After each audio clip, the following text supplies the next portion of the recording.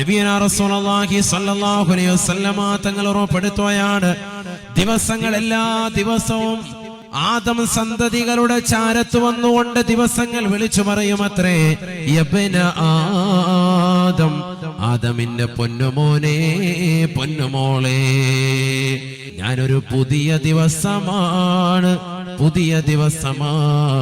വഇന്നി അലാ മാ യഅമലു ഫിയ ഷഹീദ്,